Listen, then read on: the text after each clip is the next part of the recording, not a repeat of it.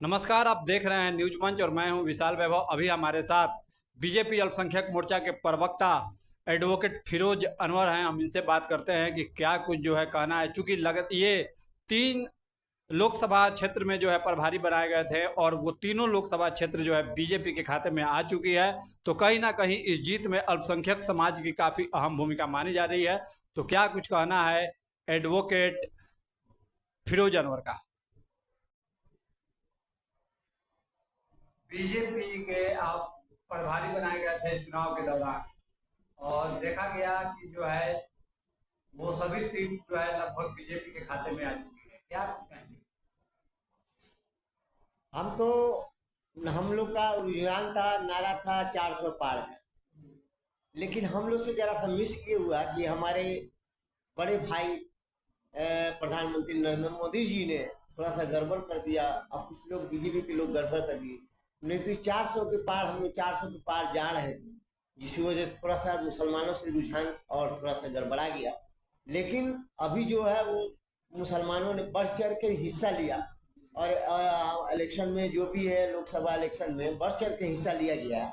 मैं फिरोज अनवर, मैं बिहार प्रदेश से बीजेपी प्रवक्ता अल्पसंख्यक मोर्चा से हूँ। और मैं आपको महाराजगंज सब प्रभारी सब प्रभारी था और सारण डिस्ट्रिक्ट का सब प्रभारी, जहाँ रूडी राजीव प्रताप रूडी साहब थे और महाराजगंज में सिग्रीवाल साहब थे।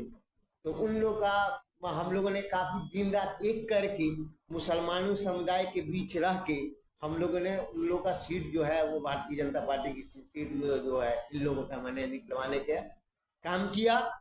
और पटना साहिब का सब प्रभारी वहाँ पर हम लोगों ने ये आपको रविशंकर जी प्रसाद का भी सीट निकलवाने का काम मुसलमानों के समुदाय के बीच रह के और काफी दिन रात एक करके हम लोगों ने और मैंने रात दिन एक करके और जाके मुसलमान समुदाय के बीच ताकि ये सीट को हम लोग तीनों सीट मैं आभारी हूँ। और मैं माननीय अध्यक्ष बिहार प्रदेश अध्यक्ष सम्राट चौधरी जी के मैं आभारी हूँ और कि उन्होंने हम लोग को हिम्मत अफजाई किया। और मैं अल्पसंख्यक मोर्चा के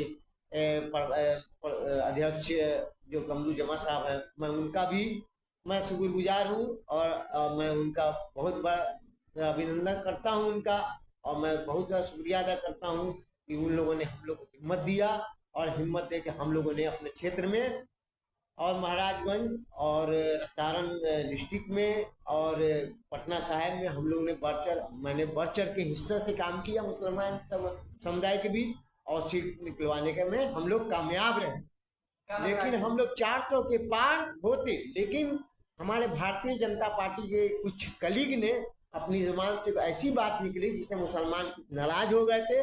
लेकिन भारतीय जनता पार्टी के बड़े भाई नरेंद्र मोदी जी इस बार इसको सुझाव और सुधार करेंगे और मुसलमानों के बीच वह खुल कर आएंगे। तो क्या लगता है कि ये तीनों सीट पे जो भारतीय जनता पार्टी के प्रत्याशी जीते हैं, पटना साहिब, महाराजगंज, सारण, तो अल्पसंख्यकों की भूमिका इसमें कुछ ज्यादा है क्या? अल्पसंख्यक भूमिका की बहुत है, बहुत बहुत है। हम लोगों ने मुसलमान समुदाय के बीच हर गांव गांव में घूमकर देखा है और कहा है।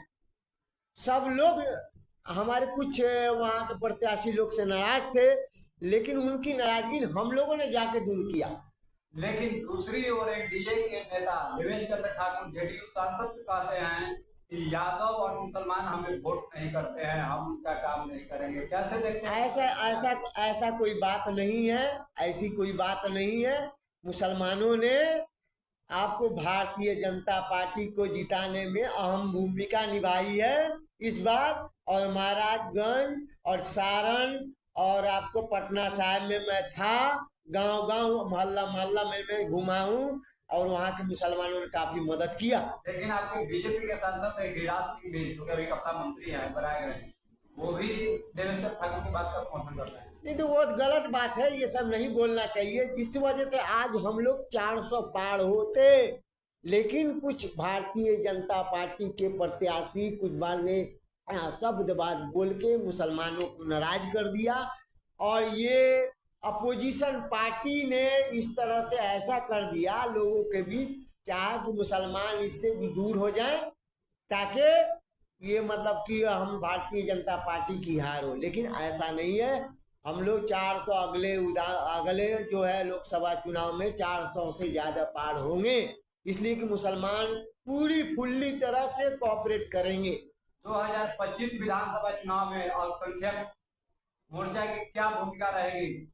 मैं भूमिका हमारी यही रहेगी कि हम लोग बढ़ चढ़ के पूरा विधानसभा बिहार में विधानसभा जितनी सीटें हैं हम लोग बढ़ चढ़ के हिस्सा लेंगे, और कोई भी ऐसा आदमी भारतीय जनता पार्टी का मुसलमानों के खिलाफ, अल्पसंख्यक खिलाफ नहीं बोलेगा, जिससे मुसलमान नाराज होंगे। लेकिन मैं माननीय अध्यक्ष सम्राट चौधरी जी से अपील करूंगा कि वो मुसलमानों को विधानसभा में सीट देने का कृपा करें, और विधानसभा में बढ़ चढ़कर मुसलमान जो हिस्सा लेंगे, और मुसलमान जो है विधानसभा हम लोग पूरा फुल मेजोरिटी में बिहार में आएंगे।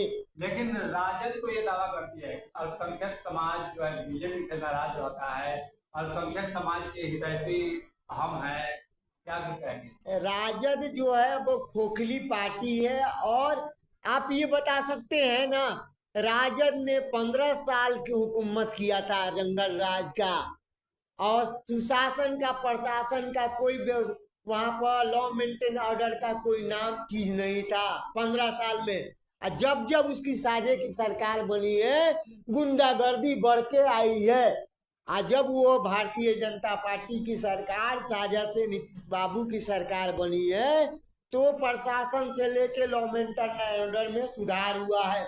मैंने मशरक क्षेत्र में जाकर 9 बजे देखा है कि लड़कियां वहां एक्सरसाइज पूल पर कर रही थी 8 बजे की रात में। मैंने लड़कियों से पूछा कि लड़की तुम लोग को डर नहीं लगता? तो बोला कि ये जंगल राज खत्म हो चुका है नेताजी, और जंगल राज आप भारतीय जनता पार्टी की सरकार, हमारे नरेंद्र मोदी जी की सरकार, सम्राट चौधरी जी की सरकार